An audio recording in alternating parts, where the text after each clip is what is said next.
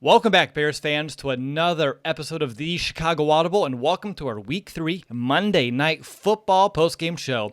As the Bears began this game with a bang on offense and on defense, and even though they made it much closer than we wanted in the second half, the Bears were still able to snag their second win of the season as they took down Washington 31-15.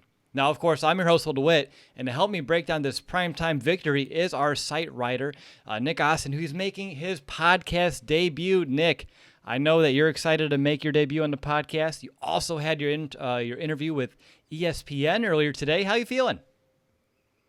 I'm feeling great, my man. I'm very excited to be on, and I'm glad that I didn't jinx our Bears at halftime with that tweet talking about the pod. Yeah, someone was like, no, don't jinx it, guys. And I was like, I think we're safe. And then things kind of went a little scary. But yeah, definitely glad you didn't, because if so, I would have just had to booted you, and I would have to do this podcast solo. So I'm glad. Show. Exactly. And I hate those. So I'm glad we're able to work this out. So let's go ahead. I'm excited to have you on, but let's jump into the first quarter of our show. And we have to begin with my monster moment of the game. And I had one, and I thought I was going to stick with it all game long, but it actually changed here about halfway through the fourth quarter. My monster moment is going to be Danny Trevathan's forced fumble on that quarterback sneak midway through the fourth. Washington, at that point, they have scored 15 unanswered points. They're knocking on the door. They're in the red zone again. I believe they're on like the 16-yard line. It was a 4th and inches.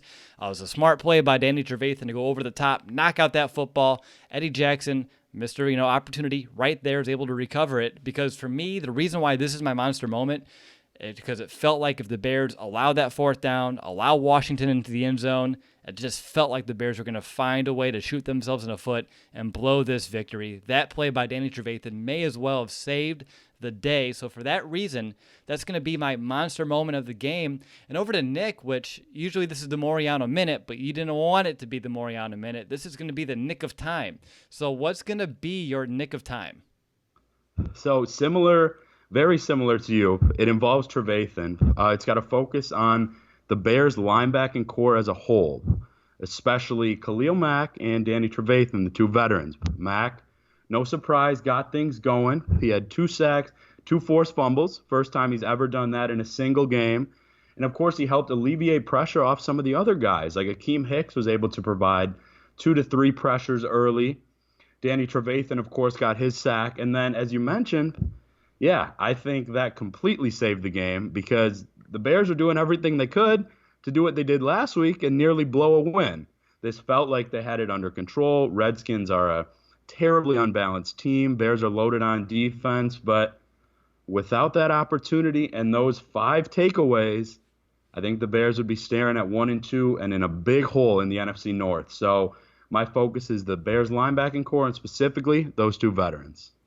Excellent stuff there, Nick. This leads into my stat of the game, and we're going back and forth. I like this. This is some good teamwork, because mine's going to be those Bears turnovers. But I'm looking at the first half especially here.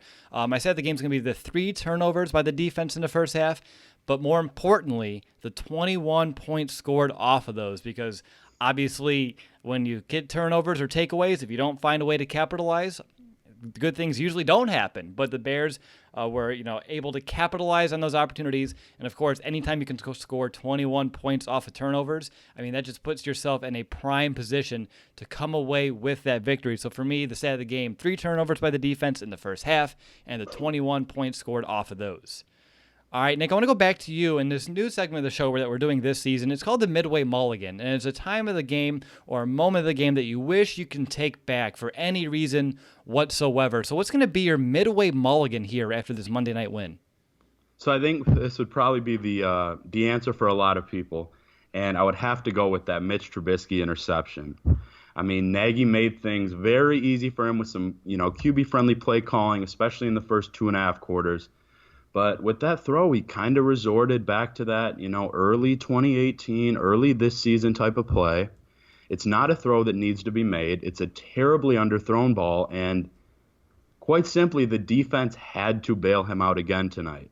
His numbers look good. He made some nice throws, especially on the run, but that throw, especially when they're so close to scoring, could have cost them, and again, it nearly did tonight. So it'd be that Trubisky interception, both for the cause and also the lack in his development making that play and throwing it so poorly.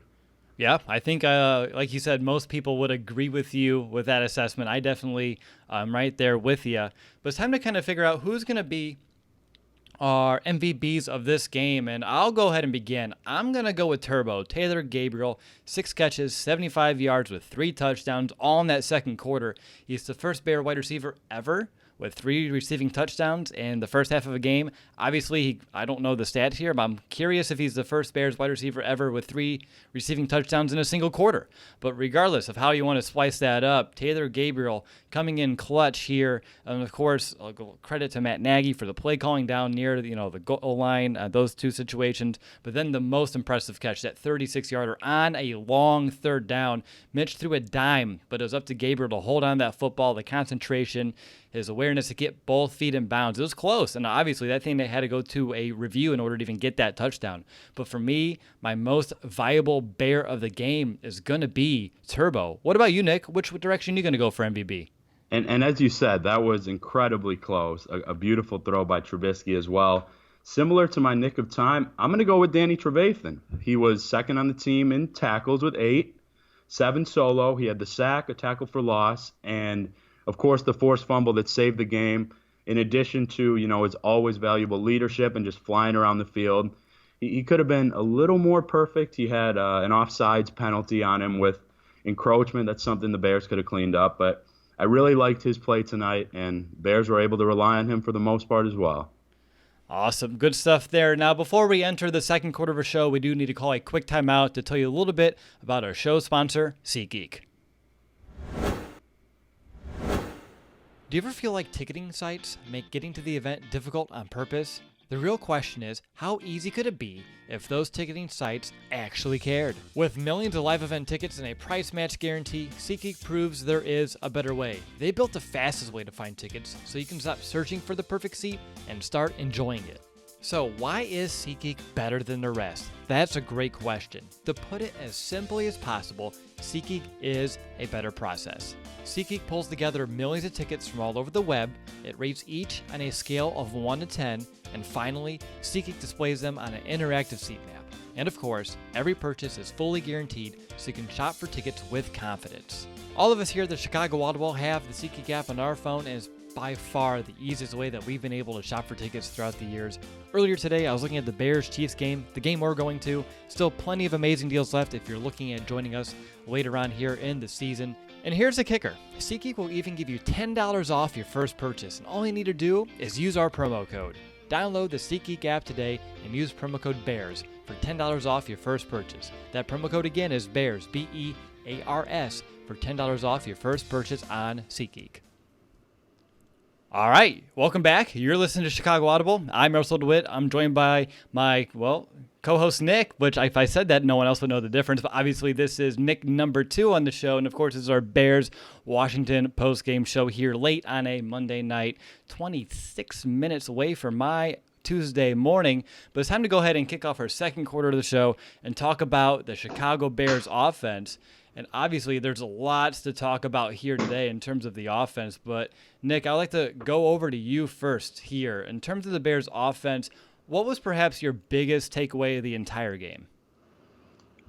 Of the entire game, we mentioned that it faded a little bit late, but I would probably go with Nagy's play calling. I mean, we agreed and we've talked how it was terrible in game 1 against Green Bay.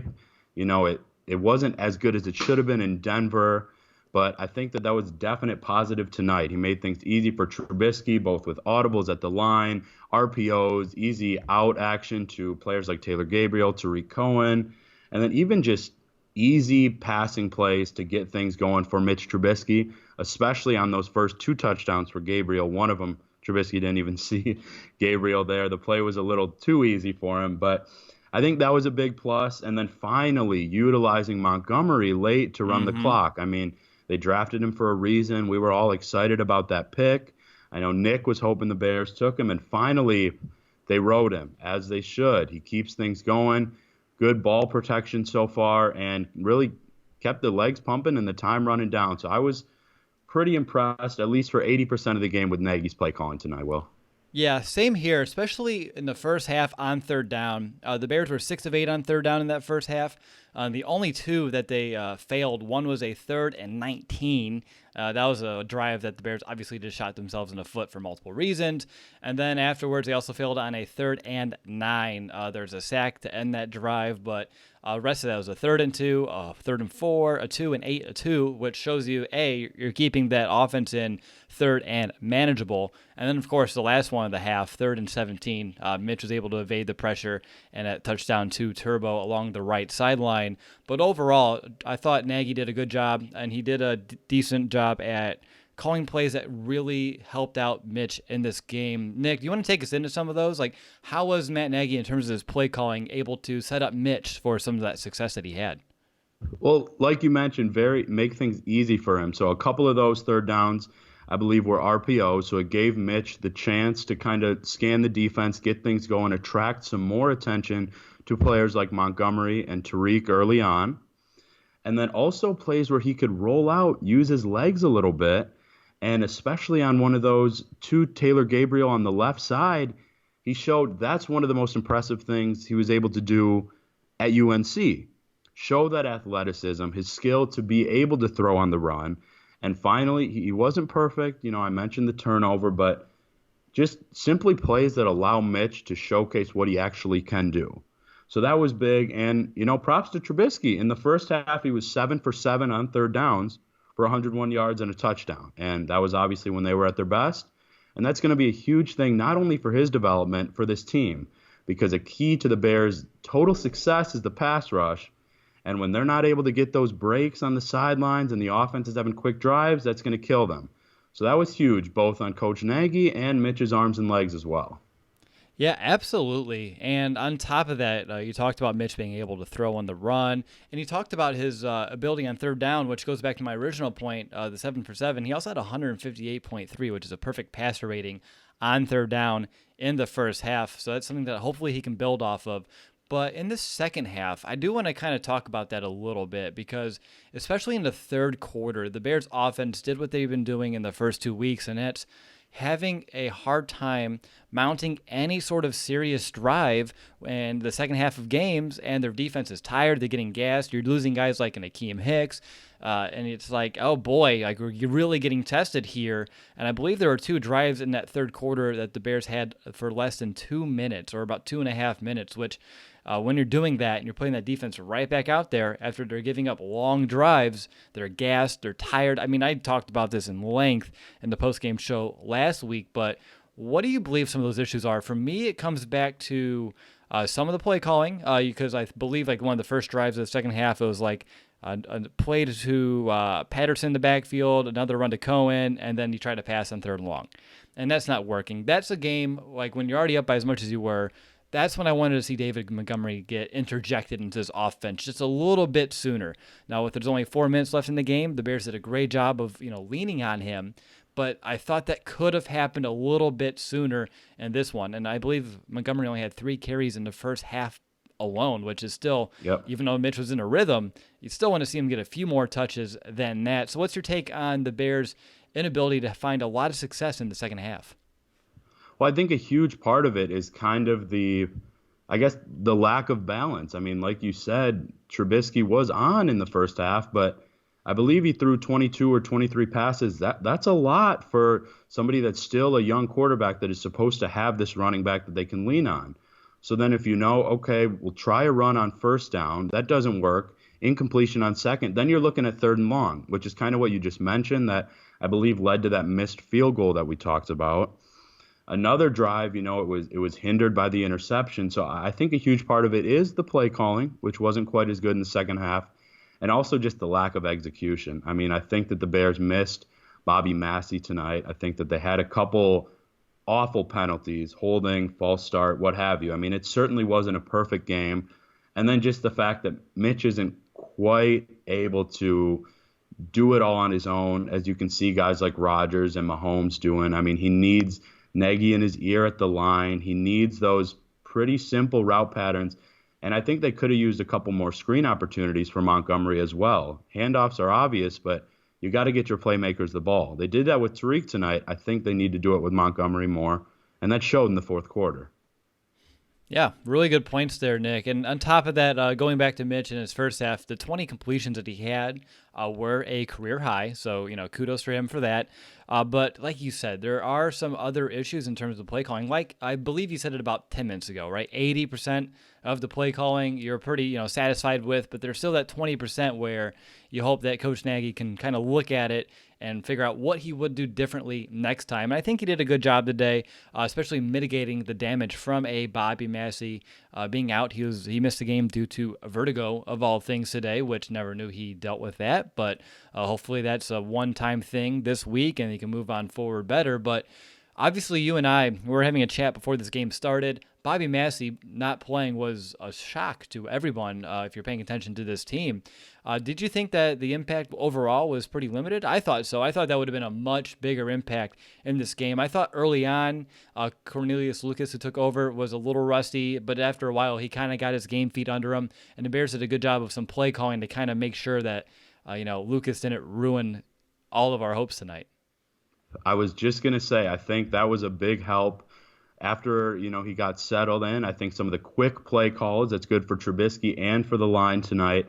I think Shaheen on the right side helped him as well. So I would agree. It was certainly less than we, kind of were afraid of, because we knew with Washington's defense, this was an opportunity for Trubisky to have a good game. And then you see that, about an hour before kickoff, and you wonder. So I definitely think that it was more limited than it could have been. And, kudos to the rest of the line, especially that left side, and Coach Nagy for holding things together.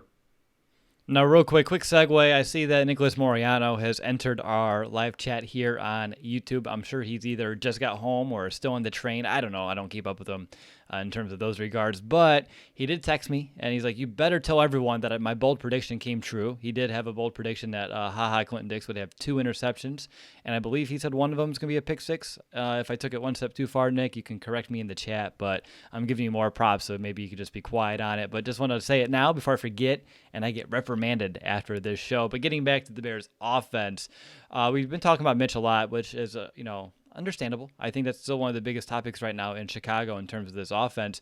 We talked about some of the things he did good, and a lot of it was the offense setting him up for success.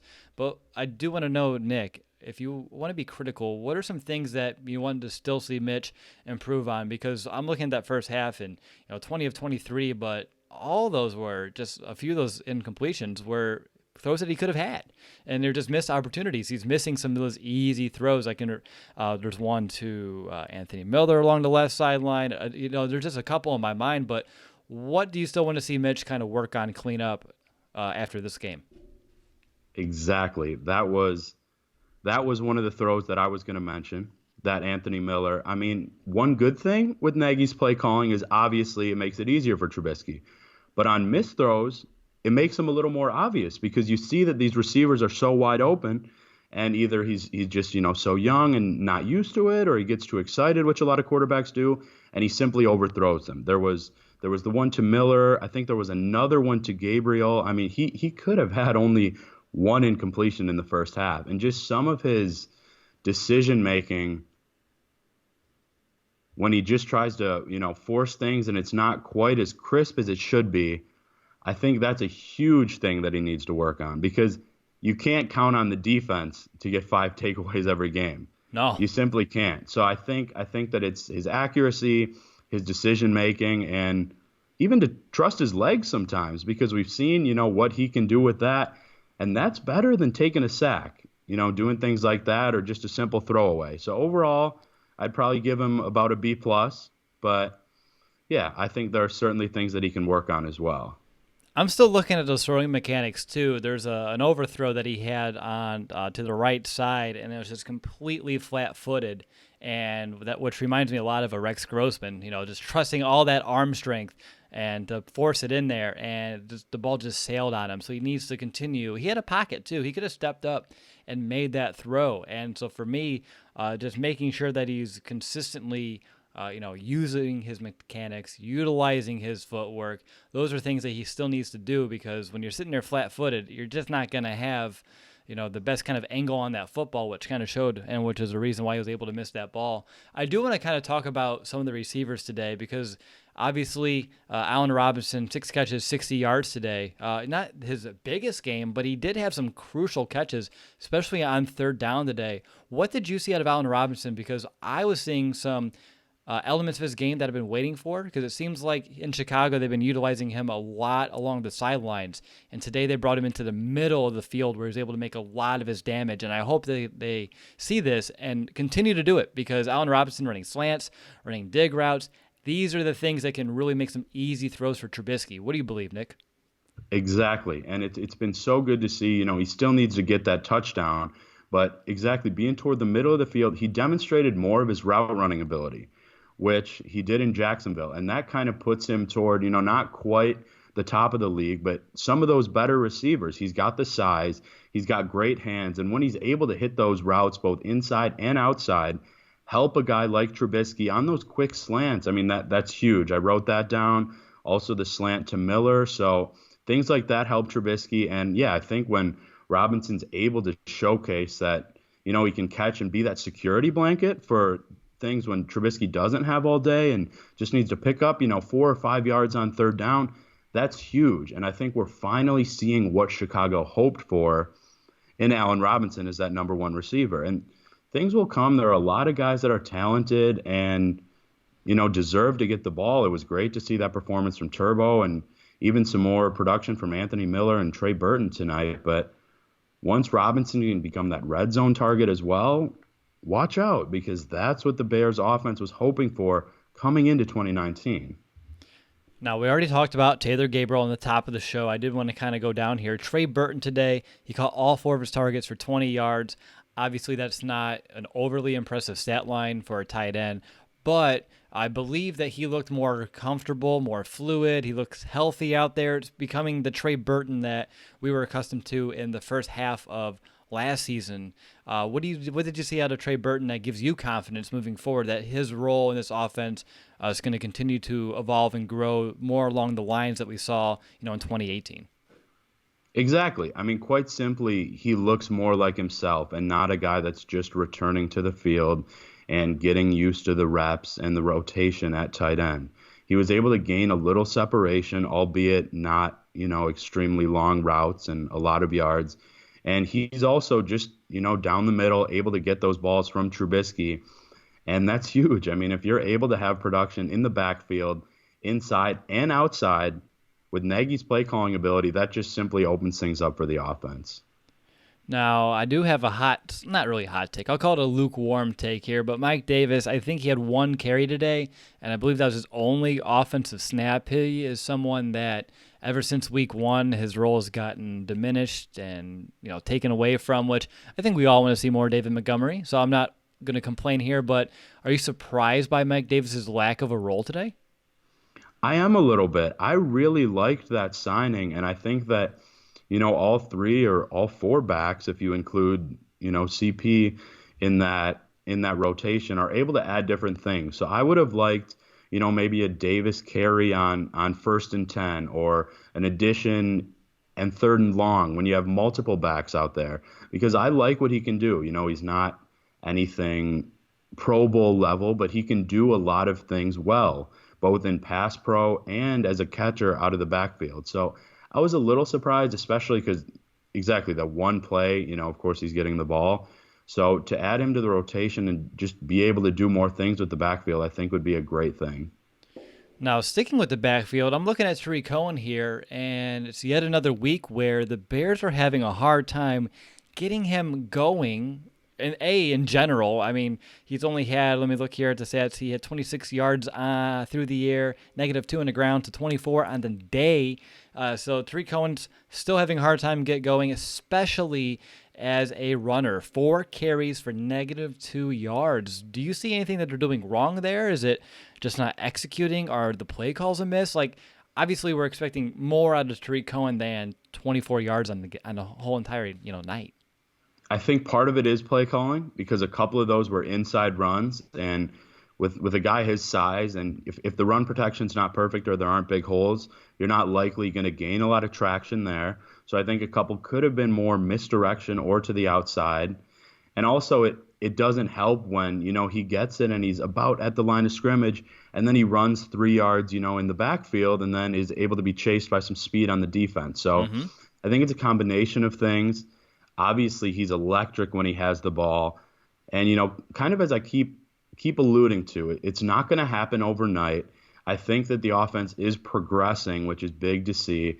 And there's just a lot of talent that needs to be able to get the ball and produce. So it's going to take time. I was happy to see him at least get more touches tonight to be a focal point, especially early on. And if they can feature him, to the right side in the backfield or as a slot, I think that will do wonders for him. But I think they're headed in the right direction with Tariq. Only 16 yards for him rushing through 3 games. That's alarming, at least to me. I mean, like you said, there's plenty of time for it to work itself out. But when I only see 16 yards from one of the most, if not the most dynamic player on our offense, Cordero Patterson has lapped him in terms of rushing yards so far this season. And that's, to me, a little worrisome. Hopefully that is something that the Bears can work out. And again, even if they want to phase him out as a running back and turn him into more of that receiver or someone who can take a lot of running back screens, so be it. That's fine. But I do believe he's proven in the past that if he can be an effective runner. So to me, I'm a little worried at this point of the season, but I'm not going to hit the panic button quite yet. Nick, I want to go over to you. Any final thoughts about this offense? Anything that you want them to work on as a whole moving forward? I think offensive line still has plenty of work ahead for it. Guys like James Daniels, Kyle Long, they're still continuing to not play to the standard that we're really accustomed to. And I'm starting to wonder if that center switch between Cody Whitehair and James Daniel is starting to become some of a factor here, or maybe it has been the entire time. It's something that looked fluid in training camp. It didn't seem like an issue in training camp, and in preseason, we didn't get to see it at all. And we're 3 weeks in, and I'm like, this isn't, it's the same starting 5. We didn't have that today, but they just don't feel like the same unit, which to me is a little strange.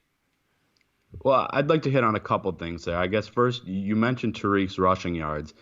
I'm more of an optimist, but if we look at the numbers for the entire offense, then honestly, I think most of them would be negative. So I'm just trying to look at the record being 2-1, some progression there, and there are a lot of guys that need to touch the ball. In addition, the offensive line, that switch has not looked positive at all, and I would like to see more production from guys like Anthony Miller and even Juice Wims. I mean, we all had guys and eyes at training camp, and he looked like he could be a major part of this offense, and he really hasn't done much. I mean, granted, there's a lot of personnel that needs to, like I said, get the ball and, likely be happy and produce in this offense.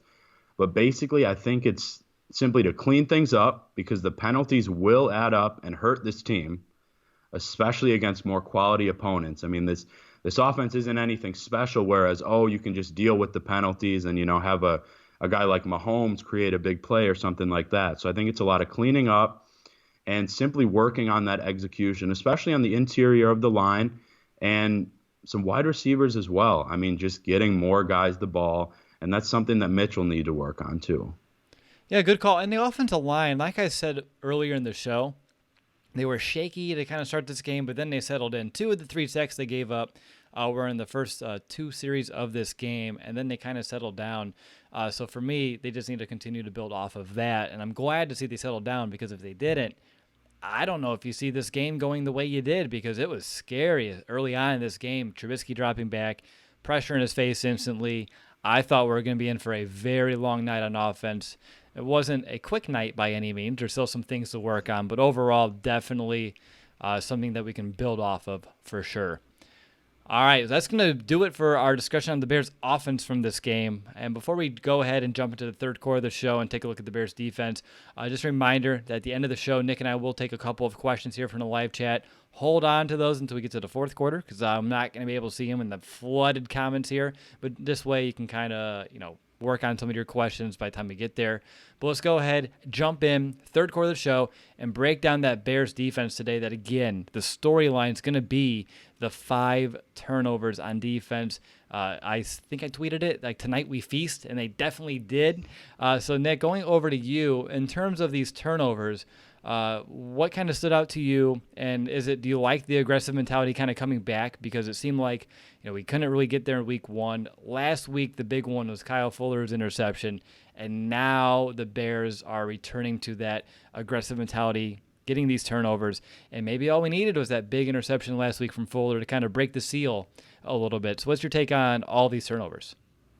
Well, Will, as you asked, I love it. I mean, that is clearly the strength of this team. That's what provided them with so much success last year. And to be honest, I wasn't too worried about it heading into week 2 and heading into tonight.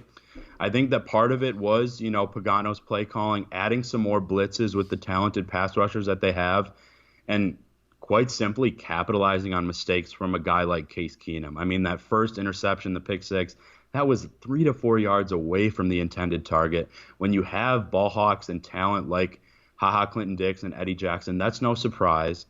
Fuller has been doing this for multiple seasons now. And then, of course, the pass rushing, that's what it all starts with. I mean, Khalil Mack getting there, forcing the fumble, Trevathan doing that. It's literally all over. And there's a reason that this Bears defense is known as, likely the best defense in the league, certainly the most talented. So I love it. I'm not surprised. I was impressed with, again, if I'm going to get down to the nitty-gritty, 85 to 90% of it. I think that they were playing a little too soft, as we kind of talked about in the chat, late in that third, early in the fourth. But I couldn't even put the blame completely on them when the offense couldn't stay on the field for 2 minutes at a time. So I'm not surprised. I think that the defense is going to be somewhere in between how they looked in week 1 and how they look tonight. Not every team is going to be putting, Case Keenum and Joe Flacco back behind center. But it was certainly encouraging. And as Bear fans, that's what you need to see, and that's what you need to lean on for this team to be successful. I think we need to start when we're going to dive in a little deeper here. I believe we need to begin with that pass rush because, like you said, that's what this defense lives and dies by.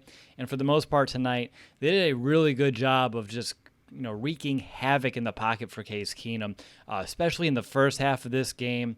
The 8 quarterback hits, 4 sacks. They're all over the line of scrimmage, 3 tackles for a loss as well. This front 7 was dominant. But yet again, I say the entire front 7, and I'm going to give everyone their due credit here. But Khalil Mack, I mean, he was just in, I forgot who tweeted, but said he was in God mode in the first half, like what we saw, week 1 last season, what we've seen him doing, countless primetime games. Khalil Mack, getting in there, he's a football hunter. Every time he got near Case Keenum, he's swatting at that thing. A couple forced fumbles for him today. One was negated due to Prince Amukamara having, it was a soft penalty, but an illegal hands to the face penalty that kind of ruined that one, which I was a little mad at Prince for that one for a while, and maybe I still am, but we'll get to that in just a little bit. But overall, Khalil Mack, did you expect this type of game out of him? Because he's been someone who's been, this season, very effective, but not as flashy as we saw last season. And this is the game that I've been waiting to see out of Khalil Mack all year long. To be quite honest with you, I kind of did expect it simply because you knew he would have that opportunity tonight. And, Bears fans could say it every single week, but thank God for that trade. I mean, he is one of the 5 or 6, I would say only 5 or 6 players in the whole league that can change a game by himself. Guys like him, Aaron Donald, Mahomes. And when you see that production week in and week out, it's amazing from him, and it also opens things up for the defense. So I wasn't really surprised. It's amazing to see every week. And, thank goodness there's talent around him so that he can get those rare breaks, because bringing a full-blown pass rush, just about every play, it certainly adds up. But that was huge, and, he showed again why he is obviously the leader of the defense and a top 3 player in the whole NFL. And you knew both with the quarterback that the Redskins have, not having Trent Williams out there, not having a ton of talent on that offense, he would get that opportunity. And Pagano brought it tonight. The linebackers brought it. I'm sure we would have loved to, I've seen a sack from an emerging guy like Leonard Floyd or what have you. But it was a great night from Khalil Mack, and we're just blessed to see it every week, truly, for this defense. I mean, he is a single-handed game changer. Oh, he is. I mean, you're looking at he had a sack on the second drive and made it 3rd and 22. And then the next play, no one's going to remember it, but he got another pressure on Keenum. It was like on a long looping stunt, got right in his face, and he forced Keenum off his spot, and he had to throw that ball a little bit quicker. And, they end up punting. And so, like, 2 plays in a row where he just totally blew up the entire drive. And then, the holds that he forces, too. Absolutely. Well, when they call them, right? Yeah. Yeah, exactly. I mean, that changes because, I would take a hold or a sack any day. If they're going to call a holding penalty, I mean, minus 10 yards, great. That's almost as good as a sack. You just don't have the loss of down. But Khalil Mack, again, he changes the game. The other strip sack that he had that the Bears actually did recover, the offense is starting at the 11-yard line. And that, ended up being Trubisky's first touchdown. And that works out in our favor. So, again, he's setting up the offense for success. And sometimes the offense needs to return the favor, especially later on in games because, again, they just haven't yet. But I just wanted to prove, Khalil Mack, and that is how he changes the game. And we can talk about Khalil Mack for, hours, but we have plenty of other guys to talk about. I do want to talk about the defensive line real quick because, Akeem Hicks, he exited the game with a knee injury that he's been kind of dealing with. Bilal Nichols is out with a broken hand. How comfortable would you be if Akeem Hicks had a miss next week against Minnesota? Now, I'm not saying it's going to happen. I have no idea the severity, and it's something that he's walking. He should be okay. I'm not going to speculate too far into that yet, but I'm just looking worst-case scenario, no Bilal Nichols, no Akeem Hicks going up against Minnesota, so you have to lean on guys like Eddie Goldman, Roy Robertson Harris, Nick Williams, Abdullah Anderson. How confident would you be in that unit next week? I mean, I certainly wouldn't be, hitting the red panic button. But, yeah, I would put my confidence level, several notches below because this might be a take. And I love guys like Eddie Jackson and Kyle Fuller, but I think Akeem Hicks is the second most important player on this defense. Not only what he can do, but, again, like Khalil Mack, he attracts more attention. That opens things up for other pass rushers, other D linemen, and he's a guy that brings it every single play he's on the field. You never have to question his motor, just like Khalil Mack. So that would be a pretty big loss, especially against an offense like Minnesota that, is throwing a little bit, running a ton. Looks like it's hitting on really all cylinders, and that'd be a big loss. I certainly think that the Bears should still be able to win that game without him, but it would hurt. I mean, it would drop my confidence from probably a B to a C. I think he's a huge component to that defense. I mean, he showed it again tonight, and he finally is getting that recognition that he has in the last year or so. So that would be a pretty big loss to me, especially if they're without Hicks and Nichols. Yeah, I mean, both guys are hard to replace. Probably Hicks a little bit more. Okay, a lot more. Let's just be honest. A lot more than a Bilal Nichols. Not to put Nichols down, but just to the level of Akeem Hicks' play that he is. But yeah, I would be a little worried about that unit, especially in moments when the Bears like to give Khalil Mack and Leonard Floyd a breather at the same time, which is still something I'm trying to figure out why they think that's a smart idea. Because anytime they do that and they put both Aaron Lynch and Isaiah Irving out there, the pass rush just disappears. And it's non-existent. At least, I mean, today it was or was not. We've seen Lynch have some moments so far this season. But today, I mean, as soon as 52 and 94 are off, you start seeing Washington move the ball down the field, and you're like, wait, what's happening? And then you realize that 99 and 47's out there, not 94 and 52. And you're like, oh, that makes sense. That's why Keenum feels comfortable. And when he gets comfortable and the Bears play soft, they usually just move that ball dink and dunk, and the Bears will bend. Today they broke a little bit more in the second half than I would have liked. But yeah, I would be a little worried if there's no Akeem Hicks, going up against Minnesota. But moving over to, let's talk about some of the inside linebackers just real quick. Danny Trevathan, of course, he was part of my monster moment of the game. But I thought overall he had a pretty big day. Wouldn't you think? Yeah, I mean, like I said, he was the most valuable Bear to me. And it's just, more than anything, it's just kind of a relief. When you're seeing what Matt can do, we've seen flashes from Floyd, and then that you have that talent on the inside as well, and somebody that you can also rely on. I mean, it's huge. Trevathan, was big tonight. He was, maybe the second or third best player overall after, maybe Mac and Haha, which was encouraging. I love what he can bring both on the field and off the field as a leadership component. He's a guy that, like so many of these guys, loves his team, loves being in Chicago, and wants to do everything they possibly can. So when we're seeing this progress on the offense, we can't expect perfection from the defense. I mean, you simply can't. And the lackluster play in the third quarter was a little disappointing, but overall, very positive. And, I'm not surprised to see it from the linebacking core at all, especially those leaders. And we just have to hope that that can continue, because I think we will agree Minnesota's offense is certainly more potent than the Redskins and the Broncos. So that'll be something to keep our eyes on. But, yeah, I loved what I saw out of Trevathan tonight, certainly. Yeah, I mean, he was just all over the field, and you can tell he really brought that energy tonight, which I think Danny likes primetime games, just like a Khalil Mack. I think he likes having the Kyle spotlight Fuller, you can on throw him. him in there. You can. I mean, this defense, I think they just like it because they get to showcase, their ability and their prowess a little bit as well in the national light, which they usually tend to do as well. Looking at that secondary, though, I mean, we had an interception from Kyle Fuller, and then, of course, Clinton Dix, or Clinton Picks. He had two of those tonight. Credit to you, not the Bears, right? Well, someone said apparently there was a tweet about it from the not national championship game, but for the NFC championship game a year ago, or not. No, I don't know when it was from the Eagles. I have no idea, but someone tweeted it and they're like, "Oh, look, it happened last year." And I was like, "What?"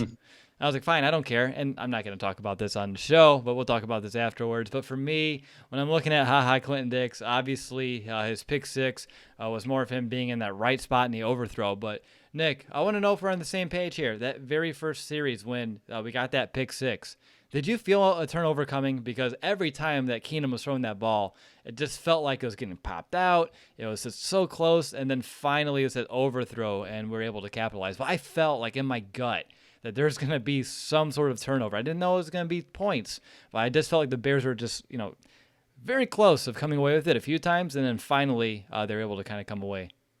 100%. I mean, after, the Bears got the ball and didn't do anything with it, I actually said right away to people I was watching with, I think this is going to be a game where the Bears have to create for the offense. And then, 3 or 4 plays later, they did. And that happened again and again and again. So that is what, they signed Clinton Dix for, to go along with Eddie Jackson. I mean, he's certainly not known for his tackling ability or, skill in the run game, but he is a ball hawk. And that was encouraging for him to see, and then to do it again. And Kyle Fuller, I mean, even Prince, I think that he had that, penalty which hurt. But overall, until they were doing that, late game prevent type defense, I think that it was a very solid game from the secondary. I really do.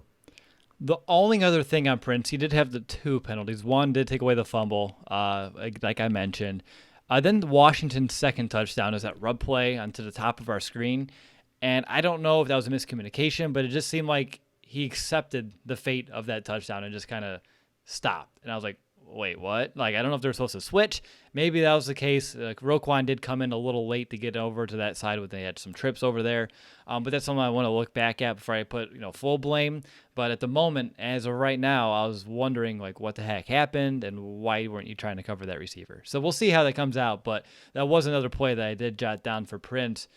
Something we do need to mention, though, about the defense, and we can talk about all the positives, but there were a few negatives, and that was when you're looking at the first half of this game, all of the penalties that were preventing this defense from just getting off the field. They had 3 in that one possession, 2 of which were on third down that extended that drive. I mean, we can talk about, what the Bears need to do to clean it up, but really, Nick, doesn't it just come down to playing disciplined football? 100%. I mean, it's simple execution and just following the rules. I mean, it was a lot of, you mentioned the Prince penalty, and then, encroachment, offsides. That can't happen with a top level caliber defense. It just can't. So I think it's something that's, that's one of the easy things to clean up in football, especially on that side of the ball. Just don't, inaccurately jump the snap count, or just, don't be undisciplined.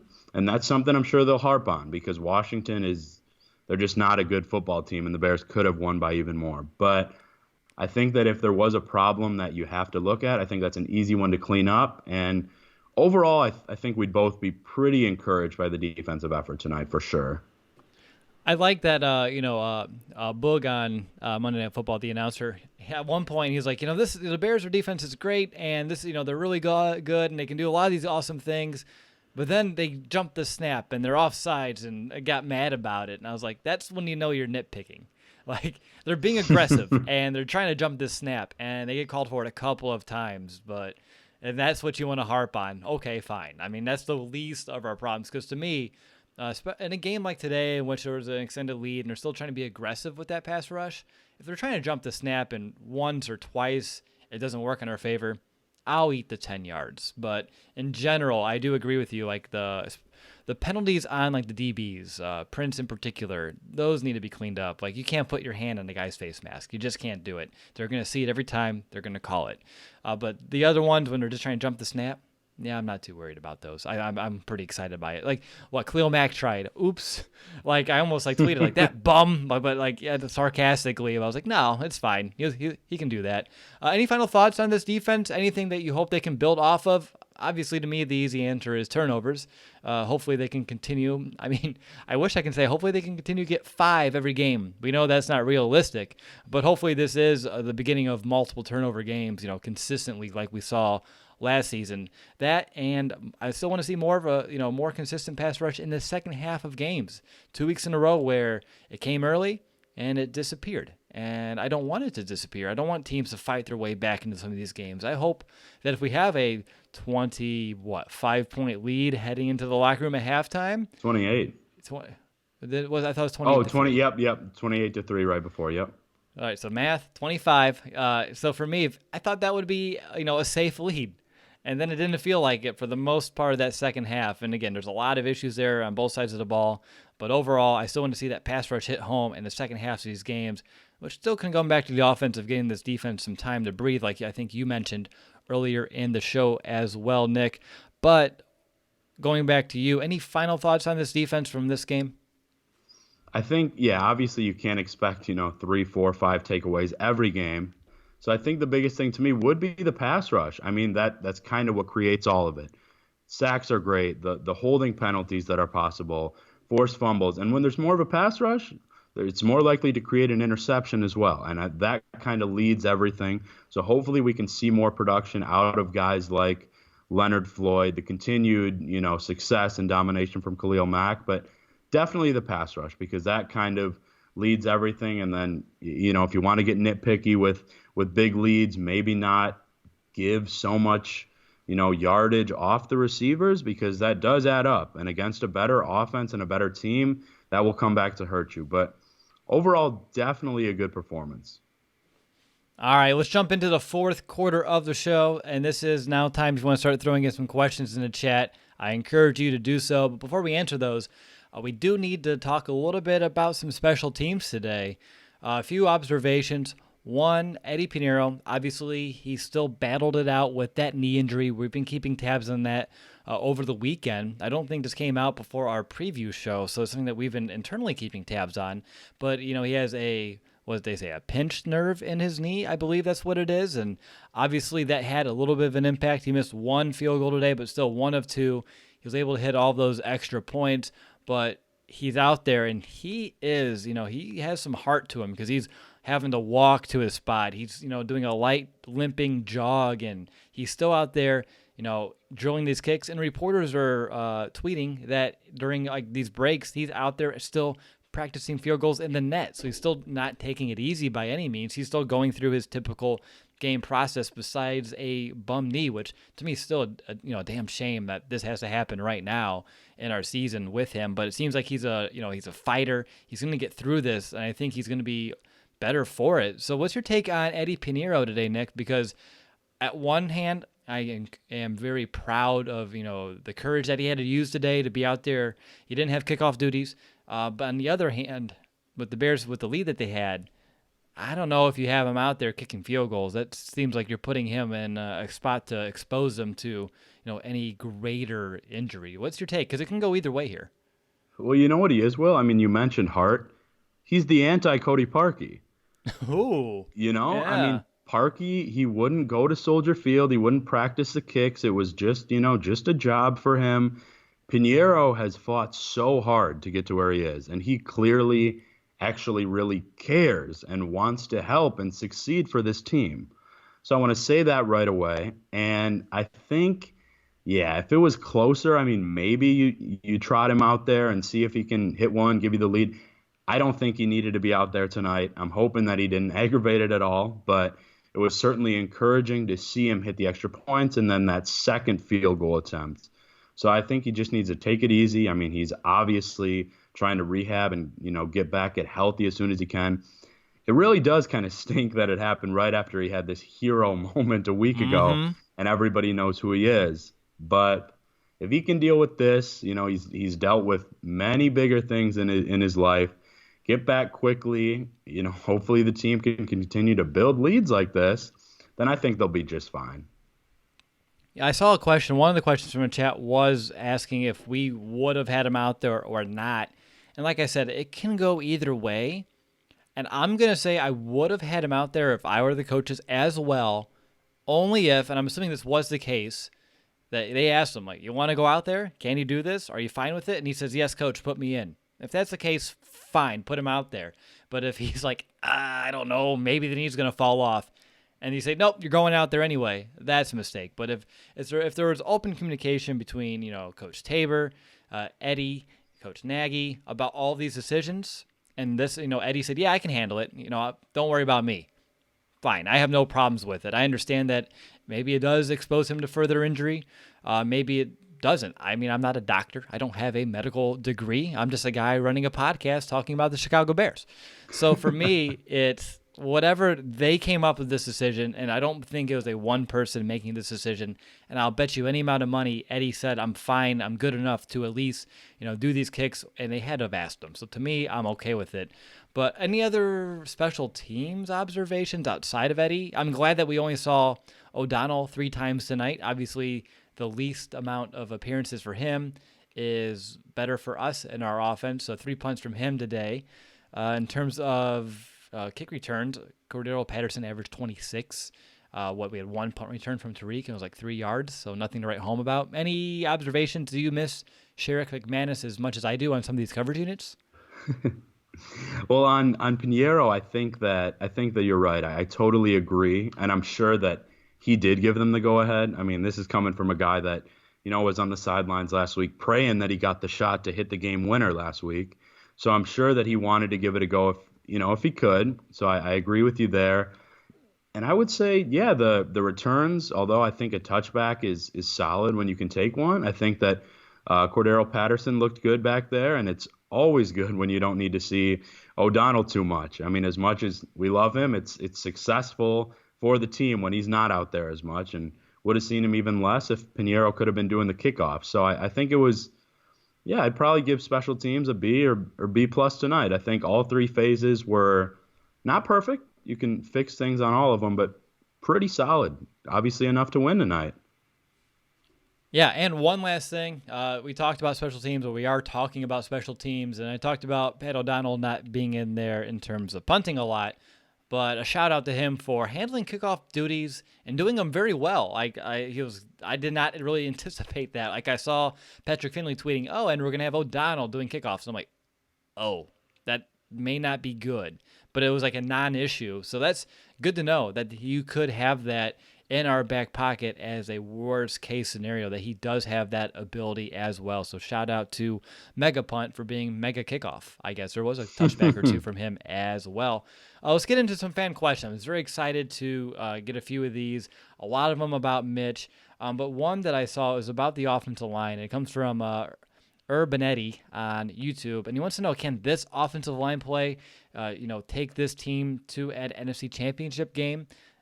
What do you think, Nick? I don't think this is the level of play that they need to be at in order to reach like the NFC Championship. I believe they have to clean up a multitude of things and become more cohesive as a unit before I can really get behind that starting 5 as a unit that can take us to at least an NFC Championship game. I love the question. I think that you've got to keep in mind they were missing Massey tonight. And I think you'd probably agree. I think that they have the capability, but no, what we saw tonight would not get there. Both the penalties and the inability to block so well in the run game for a while. I mean, when they finally were given Montgomery the ball, the first 3 or 4 times, he didn't really have holes to get to. And we know that he hits those holes pretty hard. So I love that. The question, I don't think it would be the biggest hindrance to this team right now to not, be so successful and get to an NFC championship game. But I don't think they're quite there. I think, again, it's smaller things to clean up. But then again, in the trenches, small things, low man wins, staying clean, that kind of stuff will win games and win the battle in the trenches. All right, another question, and I lost it again. When the chat floods, it floods, but remember the question. And Nick, I'll take it right to you first.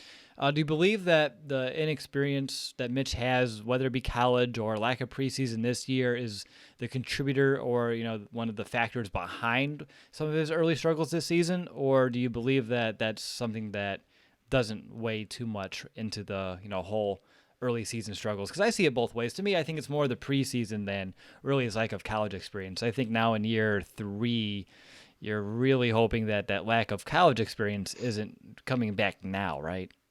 Yeah, again, fantastic question. I actually thought about that during the game when they showed, that graphic of how many starts some of these rookie quarterbacks have had in college, and I thought, yeah, Mitch didn't get a lot of those, but that was also 3.5 years ago. So I don't think that that's as big of an issue right now. I mean, it could have been last year, maybe 2 years ago. I agree about the preseason, and I think quite simply he needs to clean up some of his mechanics, like you mentioned, and some of the decision making. But no, I don't really think his lack of starts as a Tar Heel have really hurt him as a Chicago Bear. Certainly not in year 3 and year 2 under Nagy with so many of the same weapons. My thought process about Mitch would be if it was a lack of college experience, I think we would have saw that last year. Because year 1 with John Fox, I almost kind of call that almost extra college experience in a way, or just his first glimpse in the NFL, because that doesn't really count. But what he was able to do last year to me proved that he's able to overcome the college experience. What I believe a lot of the issues come from, one, he was a little bit rusty, no preseason, and I think Mitch is a guy that needs a lot of reps just to kind of get into a groove and get in some confidence, get in rhythm. Secondly, everyone had a whole offseason to figure out what Mitch did well last year, an entire offseason to scout him. What does he do well? When does he struggle? And they got all the tape on him, and they adjusted. They have game plans that are tailored to what he did last season. And I think that Coach Nagy didn't expect it to be as great as it was. And I think Mitch is having a hard time adjusting to some of the adjustments that the defense made against him. So now it's like chess. Now it's time for him to counter. And hopefully tonight, and I get it was a very porous defense that Washington's had, but hopefully that's a performance that he can build on, get some confidence, and move forward with as well. So for me, it really comes down to Mitch and his ability to now, make that move, like prove, okay, you can counter me, but I'm not going to counter you, and I'm going to find new ways to beat you because they've taken away his ability to scramble with how they've been spying on him. They've been, taking away his first read, and they know he struggles when he has to move off of that. So for me, it's really Mitch's time to prove that he can take that next step and beat the defense adjustments. And then from there, I think it's game on because then you never know what you're going to do each and every week. Looking here at the questions, there's a bunch of them coming onto this thing right now. One comes from Alexi Scott. Nick, this is actually a really good question. Do you believe it's time to stop using Tariq Cohen as a third and short running back? I'm ready for David Montgomery 100% of the time. You can put Tariq Cohen in the slot. I don't mind. But in terms of being in the backfield, to me, David Montgomery should be handling all of those carries. 100%. And I thought about that. I think they ran him, on like a 3rd and 2. He's incredibly talented. Tariq needs to get the ball. That's not where you give it to him. Maybe a 2nd and short, maybe, but 3rd and short when you need to get that, use a bigger back like Montgomery. I even like Cordero Patterson better there than Tariq Cohen. I mean, you need bigger guys that can hold onto the ball, get those yards you need, and it's not a strength of Tariq. We've never really seen that from him. And that's kind of the area where we're talking about. Did Nagy's play calling improve tonight? Yes. Are there areas when he can improve even more? Absolutely. So I don't completely understand that. I like that question. And I'm hoping that we don't see a lot more of that because it's just simply not beneficial for this offense. All right, last one from our chat. It's actually going to come from a mixture of our moderator, Tristan, and then one of our regulars in the chat, Cliff. And they both asked the same question, but in different ways. So I'll frame it to you, Nick, as what's the Bears' biggest need right now on the team? That's a great one. I think that it is consistency on offense, and that comes from balance of play calling. I mean, we saw polar opposites in week 1 and week 2. The second half tonight was a little more balanced, but I think it comes from there. Execution, not getting those stupid penalties and cutting down turnovers. I mean, yeah, there weren't a ton tonight, but there shouldn't have been any for this offense. And that's what will keep this from being, a solid team. Everybody knows great defense, offense struggles, to a great team and a contender, which they appeared to be at the end of last season and everyone hoped for this year, including, us and our staff. And I still believe that they can get there. I mean, 2-1 with a home game this weekend, I definitely do, but that's what's going to hinder them from either getting there or falling short like that Jaguars team that they've often been compared to from the national media. So I think that's probably what it'll come down to. And I think for the most part, tonight was a step in the right direction. For sure. All right, let's go ahead. Let's grade this game. This is something that, me being out of the flow of post-game shows for not doing them since January, I just realized earlier this week that I have not done this segment, and I love this segment. I love breaking out the red pen and grading the Bears' performance each and every week. So for me, I'll go ahead. I'm just going to jump right in. I'm going to give this game a B. I think a solid B. I was going to say B to B plus, but I think that there's still a lot to be worked on. I think B plus would be generous just because it's late. They won. So for me, I'll just give it a B. We talked about the Bears, how they need to be more consistent on offense. They need to be more well-rounded, especially in the second half of games. And then the defense as well. I mean, you love the turnovers. You love the pass rush early. And maybe they can find ways to be a little bit more consistent, not go to a complete prevent right away. I think that Chuck Pagano is a little bit too soft in that regards at times. I thought those were things that, with Vic Fangio gone, we're going to not have anymore, but yet the same issue persists here. I understand you don't want to give up the big play, but if you're going to have a 20-yard cushion, they're going to eat you alive, and that's not really going to do you any favors whatsoever as well. So for me, I'll give this a B. Gutsy performance from Eddie Pinheiro as well. But I think a B is a good point to kind of put this one down on. What about you, Nick? If you had to grade the entire team as a whole, what letter grade would you give them and why? Well, now that we've been breaking it down, I've kind of got my pessimist hat on because I know what this team is capable of. Mm-hmm. So I think I would give them a B minus at best. I mean, the first half, A plus, but there were 10 to 12 minutes in the second half where they looked like, an NFC North seller team. I mean, at the bottom of that, just because we know how much talent there is. I hate the prevent defense, especially when you don't need to play it. Especially with, all of that depth and, I guess, being veterans on the defense. And then the offense, I mean, it was easy plays for Mitch, and his stats look great, but there are ways when he can improve. Montgomery needs the ball. I personally like some more misdirection and sweeps to guys like Miller and Gabriel, so I think that can be improved. And then, I mean, if we're going to be nitpicky, the penalties could be cleaned up as well. So it's a win. 2-1 looks a lot better than 1-2, but the Redskins are a team that could maybe win 2 games this year. So the Bears probably could have won by, the 25-point margin that they had in the first half. And I'm sure Nagy and the coaching staff, Pagano, will get on them this week. But overall, probably about a B minus, good, above average, but not great. And that's what this team was aspiring to be, right? Exactly. And hopefully Pagano gets on himself. And on top of that, I don't know what jacket that they have in the sidelines, but I saw Pagano wearing it. That's what dawned on me. But they need to find a way to put that in the fan store because I would rock that thing here on these post-game shows because those are really sweet. But I do want to play a fun game, and I don't usually do things like this. But real quick, you gave them a B minus. If that game stopped at halftime, and I know a game's 4 quarters, and I'm not saying that they don't need to do a complete game. I think I made that clear that I want them to play all 4 quarters. But at halftime, I think there's still some good and bad. So what would you would have given them for a grade at the half? Because I you were like this calling it a game. blowout win. I would say, yeah, it was. Sorry, folks, we're almost costing them. I would say A minus. If it was against a good team, probably an A. But because we knew that, the Redskins aren't good, the Bears were fairly heavy favorites, especially for a road team in the NFL. And I think that, yeah, Mitch could have been 22 for 23 at half. So if we're breaking it down, I think that could have been a little better.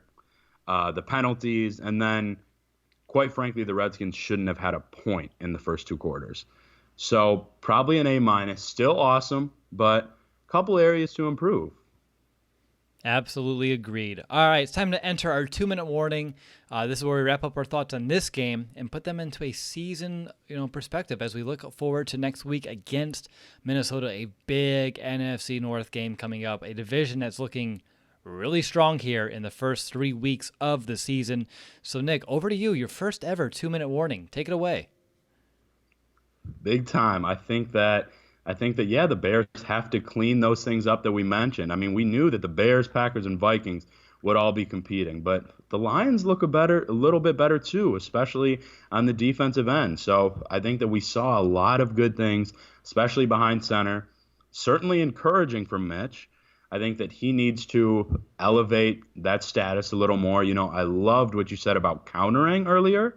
Every time he steps to the line, it's a chess match. And we saw a lot of those between Aaron Rodgers and Brian Urlacher throughout our years being Bears fans.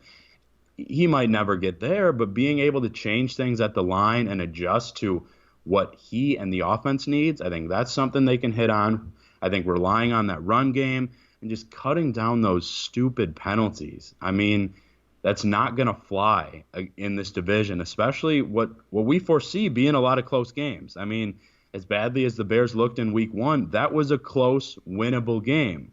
The Bears should have a lot of those with this all-world defense that they're capable of having. So I think those are some big things that they can improve on. And I think if they do that, I don't want to get too far ahead of myself, but I think we'll see the NFC North contending, maybe NFC contending team that we had hoped to see. I mean, I think that's fair to say after having a defense like this for a year and a half now. Wow, you started the show so optimistic, and I think you're still being optimistic, but I just saw one comment in the chat that you're bringing down the vibe, Nick. Oh, wow. People just let it all out in the chat. But I just I'm want to not let you used know. to that, but I appreciate it. I mean, I know that I'm definitely an optimist, and I think it's a good sign because coming into this week, I thought, yeah, should be a win, 2-1, but I know what this team's capable of, and I think that the biggest fans and the people that follow football as closely will hopefully see that and agree that there are a couple steps to climb to get where they were hoping. I mean, I know people like you and some other writers thought that they had Super Bowl aspirations, and those are just things that you don't see from teams like the Patriots. So that's interesting. I appreciate the honesty. I mean, I figured you'd like to know. I mean, I don't mind. I mean, I like the part of this show, right? Like, you have to be an optimist, but also at the same time keep yourself in check. And that's been a balance that now this is season 5 for us. It's been, it takes some time to kind of get into that groove. But with that, I'll jump right into my 2-minute warning, which is going to be towing along the same line. There's so much that you can like in that first half. You have Khalil Mack going into God mode yet again, just taking Case Keenum and just putting him to the turf countless times, making his clock speed up just a little bit quicker, and then the secondary getting really aggressive, being an opportunistic secondary that we saw a year ago. We saw that Ha Clinton Dix is better than Adrian Amos, something that we already knew, but we were able to see that a little bit tonight, and to me, that puts a little bit of a smile on my face as well. I think I saw someone tweet like, Amos takes that to the house twice in one play. I'm like, ha. But anyway, looking at this defense, I mean, you love what they're doing. It wasn't even a great night for a Roquan Smith. Like, we didn't even really talk about him, but it doesn't mean he had a bad game. He just didn't have his type of opportunities because when Washington was trying to run that ball, it was Danny Trevathan. The defensive line was doing a pretty good job too as well, and Roquan didn't need to be as heavily called upon as he was in week 1 or even last week against Denver as well. But there's so much on that defense that just gets you excited, and as much as you and I were harping on that prevent defense in the second half of games, I mean, A, you can look at the offense and say you need to give them more of a breather. B, that's more on the coaching, and that's something that I still think needs to be thought over twice. But at the same time, we're still on the winning side of things tonight, so that's all right. And then on offense, Mitch has 3 first-half touchdowns after not having any in the entire season so far. And again, it was Washington. He had a short field on one of them, but that one throw to Taylor Gabriel is that special throw that gets you excited about what Mitch can be when he is his best self. And I think that play, I don't know if it reminded you a lot, Nick, about the end of the Denver game, but how he had to evade the pressure and step up and just make a big throw on the run. That just reminded me of that, and that's the best Mitch, and hopefully he can continue to build off that, because that's 2 weeks in a row with some 2 special throws from number 10, and even though it wasn't a perfect game from him in terms of, just a couple missed throws, I think when you're looking at Mitch, and we talk about a couple missed throws, I think that's when we get a little over-scrutinizing, because for the most part, even some of his completions could have had better ball placement, but he still completed the pass. He still moved the sticks. He still found his way into the end zone today, so for me, lots to be excited about, some things that still kind of want to keep us grounded.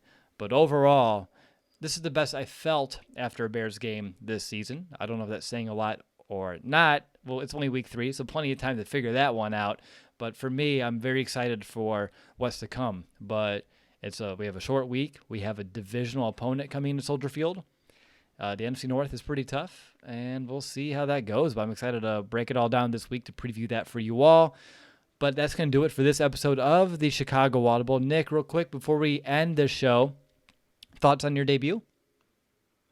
I think it went pretty well. I'm very excited to be here. I just wanted to add that Trubisky throw kind of reminded me of his throw at the end of the playoff game, which put, the Bears in that position.